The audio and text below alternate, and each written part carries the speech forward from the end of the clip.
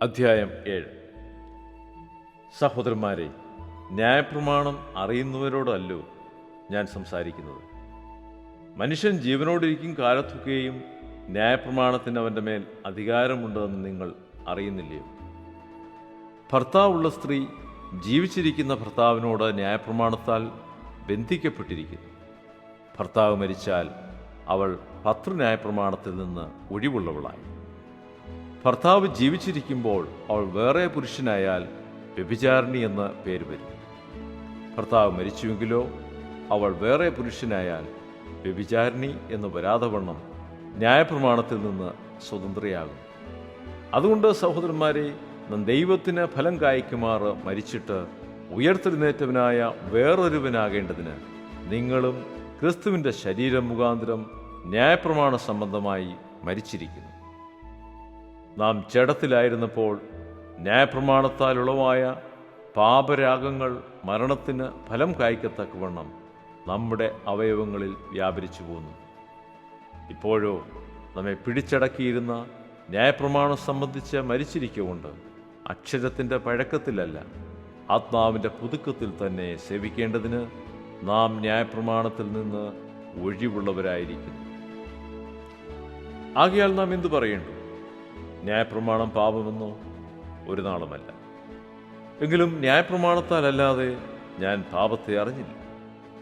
മോഹിക്കരുതെന്ന് ന്യായപ്രമാണം പറയാതിരുന്നെങ്കിൽ ഞാൻ മോഹത്തെ അറിയുകയില്ലായിരുന്നു. പാപമോ അവസരം ലഭിച്ചിട്ട് കൽപ്പനയാൽ എന്നിൽ സകലവിധ മോഹത്തെയും ജനിപ്പിച്ച് ന്യായപ്രമാണം കൂടാതെ പാപം നിർജീവമാകുന്നു. ഞാൻ ഒരു കാലത്ത് ന്യായപ്രമാണം കൂടാതെ ജീവിച്ചിരുന്നു. എന്നാൽ കൽപ്പന വന്നപ്പോൾ പാപം വീണ്ടും ജീവിക്കുകയും ഞാൻ മരിക്കുകയും ചെയ്തു. ഇങ്ങനെ ജീവനായി ലഭിച്ചിരുന്ന കൽപ്പന എനിക്ക് മരണഹേതുവായി തീർന്നു എന്ന് ഞാൻ കണ്ടു. പാപം അവസരം ലഭിച്ചിട്ട് കൽപ്പനയാൽ എന്നെ ചതിക്കുകയും കൊല്ലുകയും ചെയ്തു. ആകയാൽ ന്യായപ്രമാണം വിശുദ്ധം, കൽപ്പന വിശുദ്ധവും ന്യായവും നല്ലതും തന്നെ. എന്നാൽ നന്മയായുള്ളത് എനിക്ക് മരണകാരണമായി തീർന്നുവെന്നോ? ഒരു നാളുമല്ല. പാപമത്രേ മരണമായി തീർന്നത്. അത് നന്മയായി ഉള്ളതിനെ കൊണ്ട് എനിക്ക് മരണം ഉളവാക്കുന്നതിനാൽ പാപം എന്ന് തെളിയേണ്ടതിനും കൽപ്പനയാൽ അത്യന്തം പാപമായി തീരേണ്ടതിനും തന്നെ. ന്യായപ്രമാണം ആത്മീയമെന്ന് നാം അറിയുന്നുവല്ലോ. ഞാനോ ജഡമായി പാപത്തിന് ദാസനായി വിൽക്കപ്പെട്ടവൻ തന്നെ. ഞാൻ പ്രവർത്തിക്കുന്നത് ഞാൻ അറിയുന്നില്ല. ഞാൻ ഇച്ഛിക്കുന്നതിനെ അല്ല, പകയ്ക്കുന്നതിനെ അത്രേ ചെയ്യുന്നത്. ഞാൻ ഇച്ഛിക്കാത്തതിനെ ചെയ്യുന്നുവെങ്കിലോ ന്യായപ്രമാണം നല്ലത് എന്ന് ഞാൻ സമ്മതിക്കുന്നു. ആകയാൽ അതിനെ പ്രവർത്തിക്കുന്നത് ഞാനല്ല, എന്നിൽ വസിക്കുന്ന പാപമത്രേ. എന്നിൽ എന്ന് വെച്ചാൽ എൻ്റെ ജഡത്തിൽ നന്മ വസിക്കുന്നില്ല എന്ന് ഞാൻ അറിയുന്നു. നന്മ ചെയ്യുവാനുള്ള താല്പര്യം എനിക്കുണ്ട്, പ്രവർത്തിക്കുന്നതോ ഇല്ല.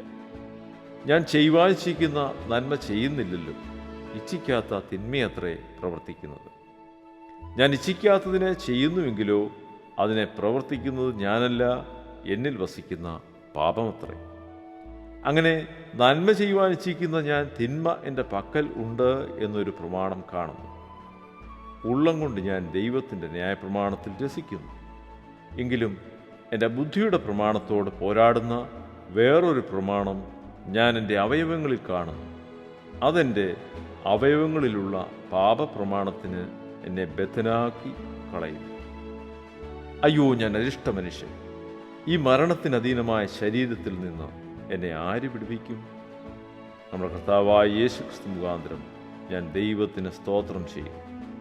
ഇങ്ങനെ ഞാൻ തന്നെ ബുദ്ധി കൊണ്ട് ദൈവത്തിൻ്റെ പ്രമാണത്തെയും ജഡം കൊണ്ട് പാപത്തിൻ്റെ പ്രമാണത്തെയും സേവിക്കുന്നു.